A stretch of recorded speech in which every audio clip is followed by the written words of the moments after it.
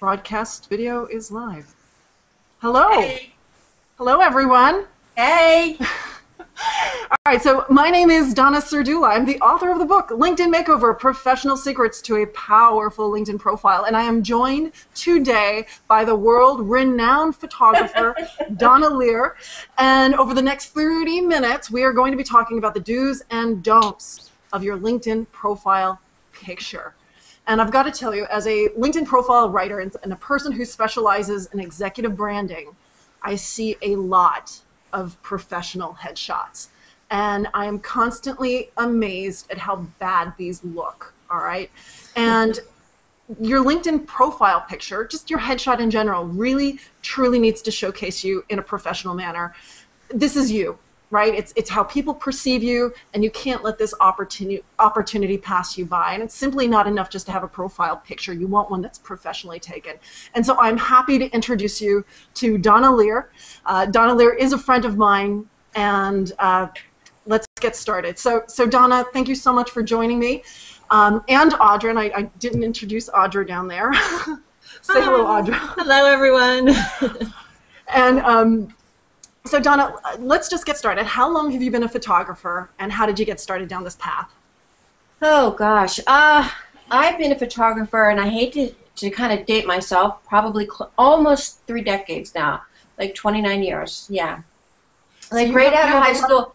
Well, I started like right out of high school, but I never really pursued it till, you know, I had 2 kids, and it got worse, and I started photographing them, and then I went back to college. And then it all went from there. I went to college, got my degree in it, then I started working for a newspaper as a staff photographer, and then it finally opened a studio.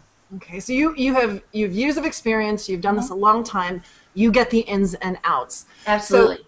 So let me ask you this, why? Why does a person need a professionally taken headshot? Why do they need one? Okay, well, if you're not on social media right now, you must be like literally on another planet. It's just blown up, just literally blown apart. Just think about it. When you decide to buy something, for example, you go to the internet. You look at the internet. You check people out. When you go on people's pages on their website, I just heard an amazing statistic the other day that if you can actually get people to your website, the second most clicked on page is the About Me page. That is true. That is true. When I look at my LinkedIn-makeover.com stats, almost everyone visits the About Me page. Right. So what is that saying about you?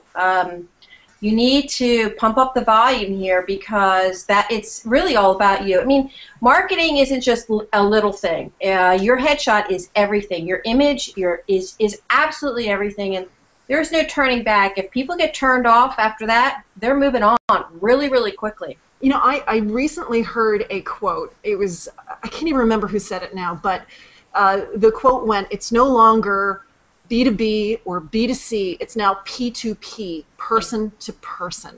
Right. I think that says everything. You're no longer dealing with companies and businesses, you're really dealing with people. Right.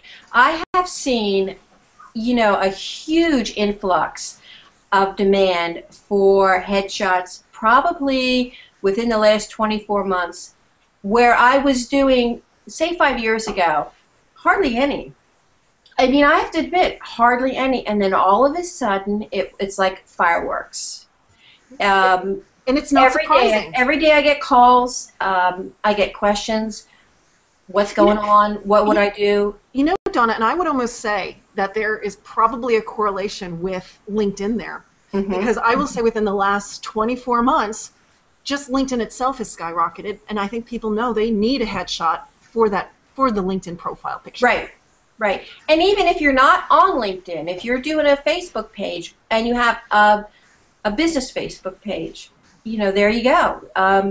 And you know, there's all kinds of photographs out there that you could put on Facebook, but if you're professional, you need to be on your game. There's no going back. Yeah.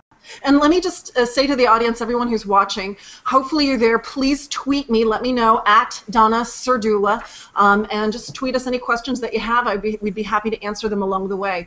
Here's one of my first questions. So, what are some do's and don'ts when it comes to selecting or taking a LinkedIn profile picture? Do's and don'ts. Well, first of all, what you're showing really is your soul in the photograph. I always say with a side dish of your spirit. You want to be professional, but you want people to see really what's going on inside. Your image should show basically who you are, your soul, a little bit of your feelings, but yet be professional. Now, granted, there are various types of headshots that you can put out there. There's model headshots, there's business headshots, there's people who have a business that don't want to look like they have a business. For example, if you are, you work in a surf shop, you obviously would do a suit and tie kind of thing. So there's various types, but you need something up there, and you need to look like approachable, and that is really the word, approachable. Yeah.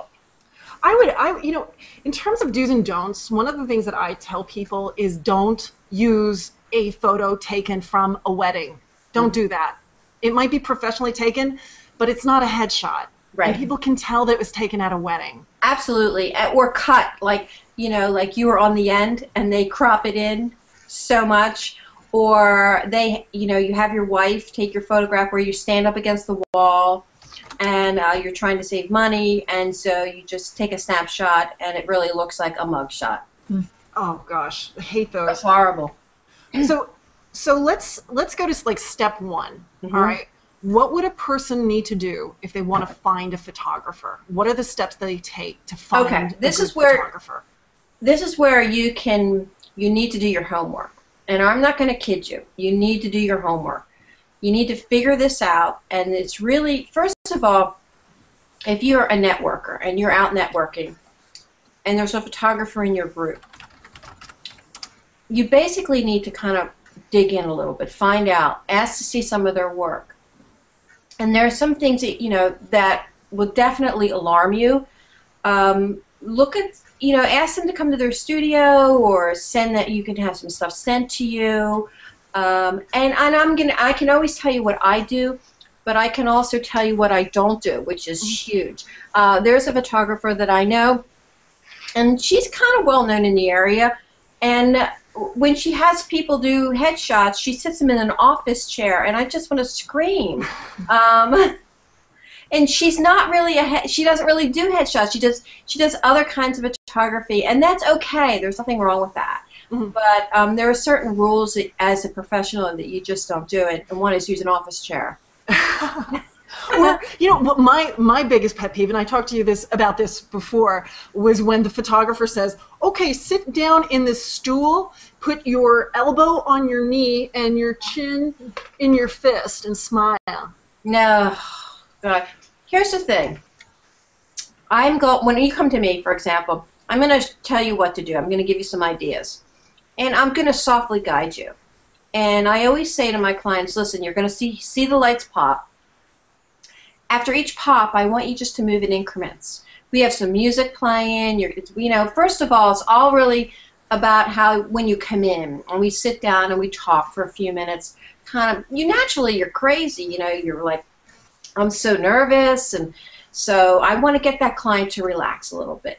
And so we talk. And, just to bring the level down a little bit. We need some music. If the client wants to bring in their own music, that's fine as well. But really, it should be a nice atmosphere. So then we go over to where we're going to do the photographs. We talk a little bit about what I'm looking for.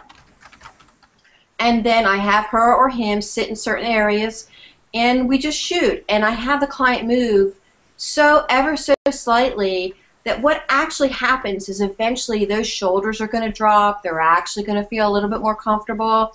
And eventually the photograph that we're going to end up with is a photograph really of you. Now, granted, I'm going to tweak it a little bit. I'm going to notice a few things. Maybe turn your head a little bit this way. But it's, the first 15 or 20 photographs almost are worth nothing.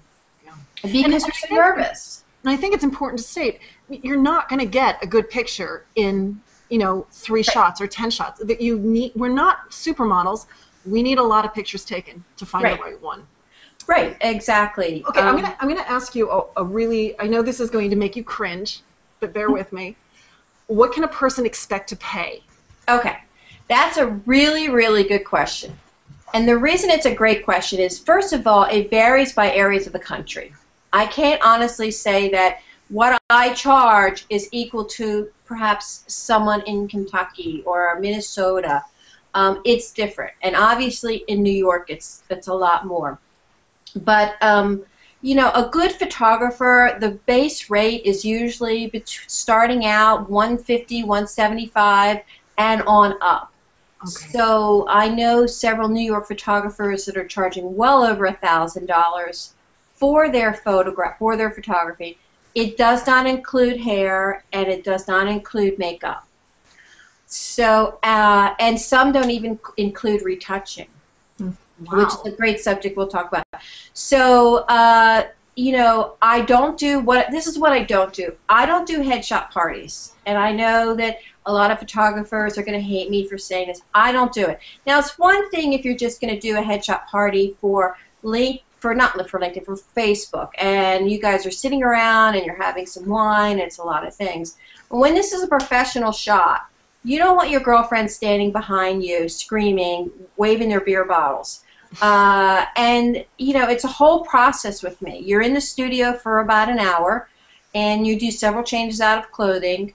And really, if this is for your business, do you really want your friends behind me jumping up and down? Yeah. Right. So let's do this.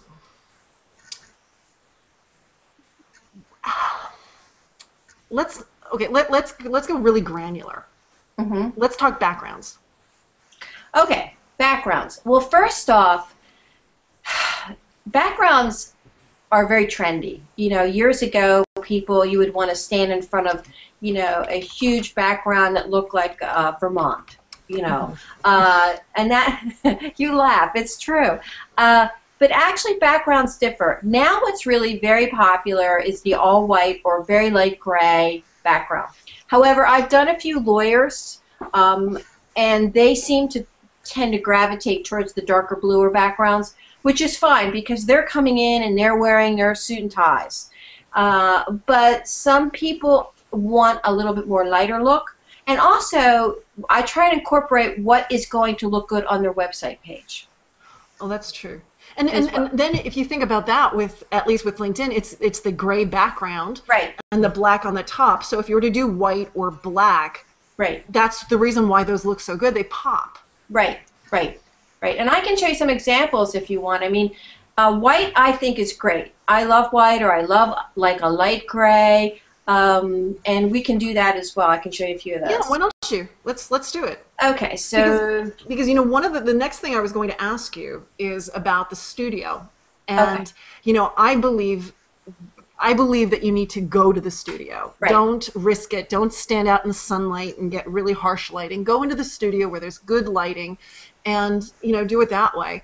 And I'd love to see a successful session. So let me tell you just a little bit about going to the studio first.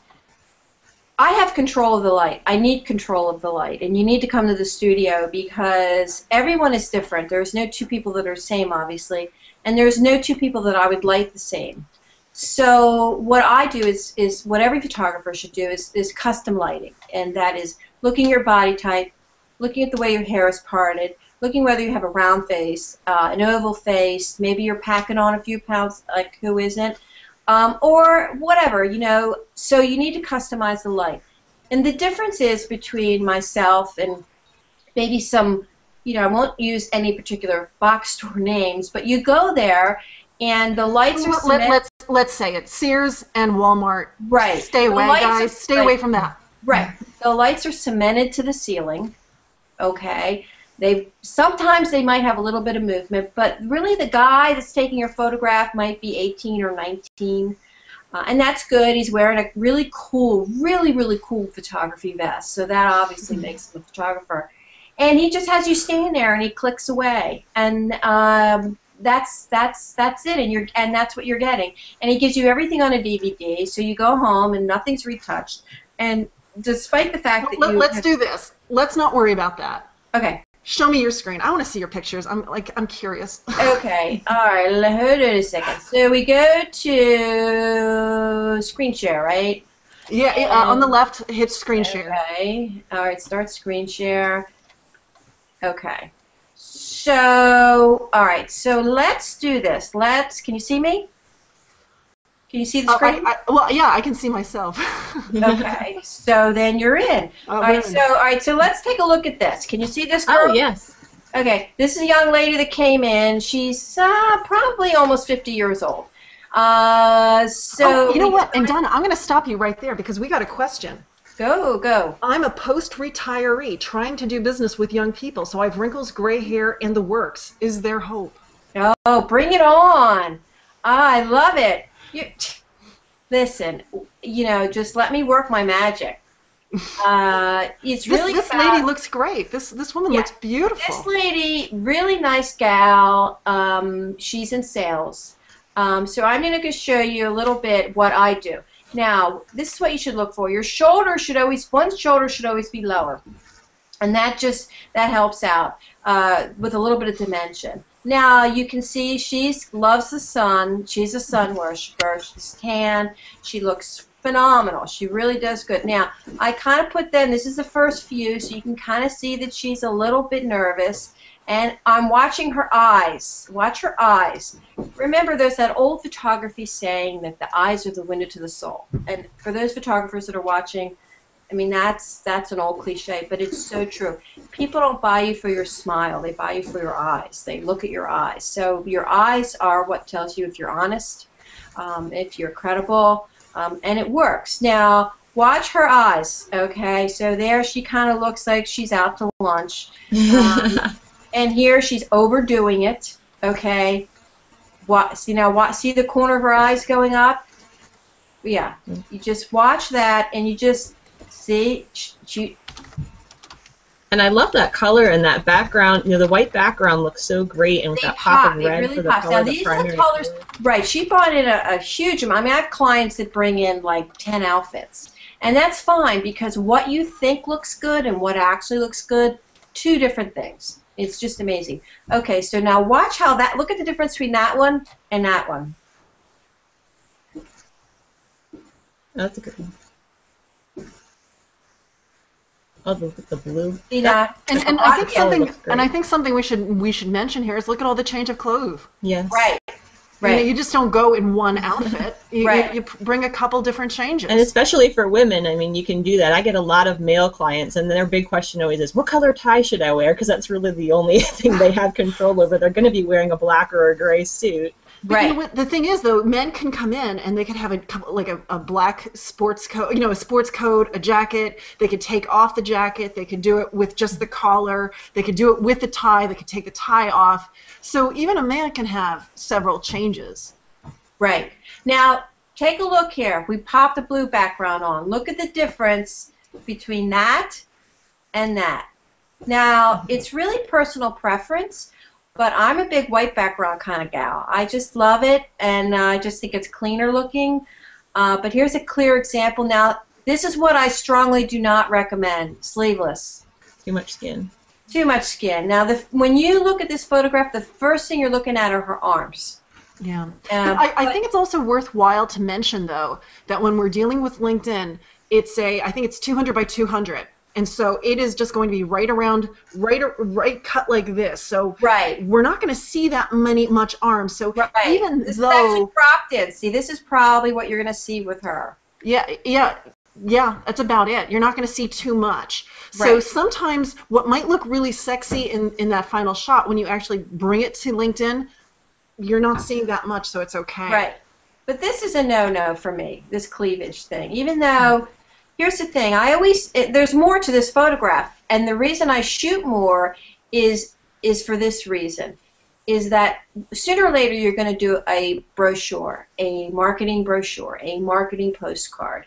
And for that reason, if you're going to put your photograph on the back, usually it's never like this. Okay, it's usually more. There's usually more to it. The About Me section, like on the back of a brochure. Like if you were, let's just imagine if you opened up the back of a book cover and was reading about the author, you would never ever see this really tight shot right here.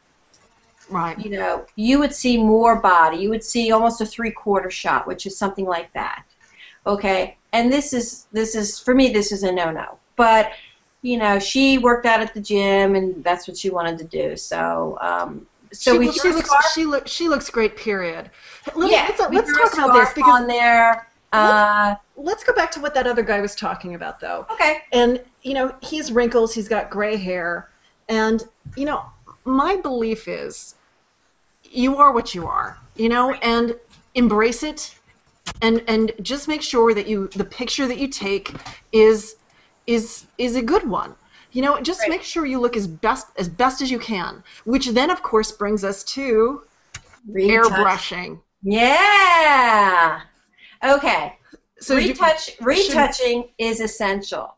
It's almost, you can't go out of the house without it. I mean, you know, I always. Donna, can you remove your screen share? Just take the screen share away. Sure. So I can see you. All right, Hangout tool. Where screen? It's on the left. Just hit screen share. There you go. We're back. That's good. All right, good. Okay, retouching is something that has to be done for everybody, and there's so many levels of retouching that here's the deal. This gentleman that just wrote in, you know, you can't fake it. Okay, you are not 19 years old. However, your headshot should portray you looking like you just got back from vacation. You look good. So that when you walk into the room, people recognize you. They're not looking at the business card going, holy crap, is that Joe? You know? You want it to look like you on a great day. Shall we bring up my horror story? Yeah. Do you guys want to see my horror story? Oh, the over retouching? Yeah. All right.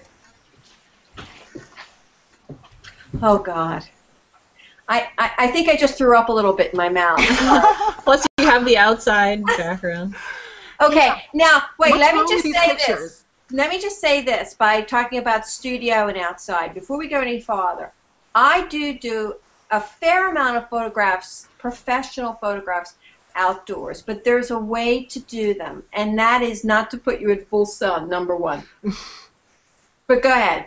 So why do we know that these are badly taken photographs? Okay, so let's look at the upper left one. Okay, you can see before and after. Obviously, the gentleman retouched it. First of all, you're full frontal to the camera. That's a no-no. You should always turn a little bit, drop a little shoulder, and extend the neck. Okay, extend the chin, actually, not the neck. So by doing that, it sort of removes some of the wrinkles here. Not that you know, everybody has them.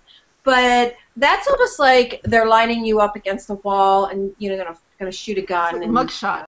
Yeah, you don't want that. And obviously, he's not using fill flash at all.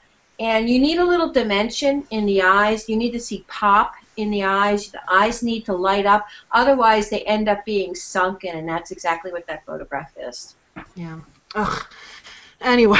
You look like you're out to lunch. Take that one away. It was so bad. Yeah. So, I mean, I think ultimately airbrushing is a good thing if done in moderation, if done to make you look just a little bit more awake, more refreshed. We don't want to get rid of all of the crow's feet. We don't want to get rid of the wrinkles. You know, like they took away the bags under my eyes and they rendered me looking like an alien. Right. No, you need those. No, I'm not going to be serious here. You need those bags, but you don't need 100% of them. And that's huge. I mean, you just need to know that you're not 19, you're not 18. You know, you do have some, you know, you are who you are. But it doesn't mean that we need to see it all. For that gentleman, I just pulled up a shot. Let me see if, let me see. I'm going to show this to you on screen share here.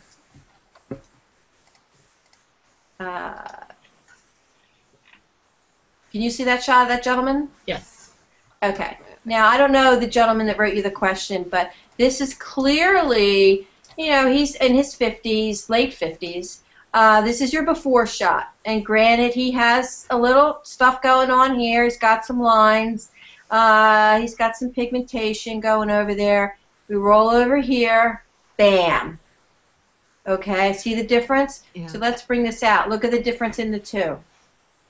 And I think even the lighting is improved, too. Yeah. So what we do is we go in here. We don't remove it because you need it.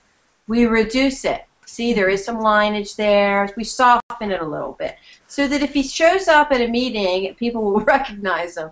You know, like I always laugh about this, and I love Oprah, but on the cover of her magazine, it doesn't even look like her. She's been retouched so much. Her face is so smooth, and they just need to tone it down about 60%. Right. Most of those magazine covers are the poster for over-retouching. Exactly. I've got a whole bunch of questions coming in. This one fella, he has a black and white, actually a very attractive profile picture that is in black and white, simply LinkedIn. And he's curious, is black and white a good way to go? Is color better? I will say this to you. I like this black and white shot of you. I think it's a very nice looking shot. And sometimes black and white can work really well. Right. You know, and sometimes it doesn't add anything. And you just have to, I think you just have to play with it and see. You know, it's funny. I love black and white. You know, but it's great for portraits. They're timeless. It all depends. I don't know what field this gentleman is in. He could be like in an art field, and so black and white would be really cool. One of my profile shots out there, I think my Twitter shot is a black and white. Actually, my Twitter shot, if you follow me, it's Donna Lere photo. It's actually half my face. Oh, that's kind of awesome. Yeah. You know, I will tell you this. I actually did I did like 3 months with a black and white and 3 months with a color. I saw no difference in terms of my LinkedIn stats. Let me tell you something. If there's a black and white photograph in a group of color, your eye will always go to the black and white. And that right there might be the real answer to this guy's question is if it's all about standing out. Yeah. Right. Okay, here's another one.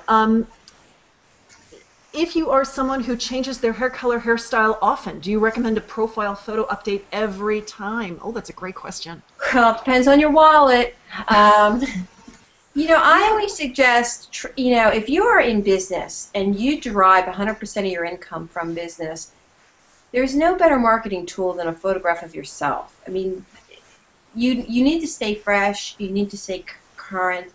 You know, if you have a slight hair color change, but if you're going from brown to pink, you know, you might want to rethink that. But you know what, honestly, people ask me this all the time, how often should I come in? At least once a year if you're really current. You know. Yeah, I often say once every 2 to 3 years. Yeah. I mean, and I'm, you know, but that's here's just the because. thing. But if it's ever after 3, you've got to be in there because you're changing. You might not recognize that you're changing, but you're changing. Right. And it seems like taking a headshot, getting a professional photograph done, it's the last thing people want to spend money on. And well, you know what? That brings us to Coach Carl. Hey, Coach Carl out there. Coach Carl says, so what do you do if you're a guy who's old, not attractive, and don't have money for a pro shot? Well, clearly he's not talking about himself because Coach Carl's a very handsome man. Yeah. Hey, Coach. Well, you know what? It's funny. Don't even say that you're, you know, there's no ugly people out there. Come on. It's funny that you say that. Everyone feels comfortable, and it's really who you are inside that I photograph. And you would be amazed at some of the things that show up on the screen, and you go, gosh, that's me? Yeah, that's you. And it's really about feeling good about yourself. Now, and I'm going to give some tough love to Coach Carl. All right, he says, how about a person who does not have the money for a pro shot? Now, Donna has already said that a pro shot costs maybe $150. Right. I am going to absolutely dare anyone here.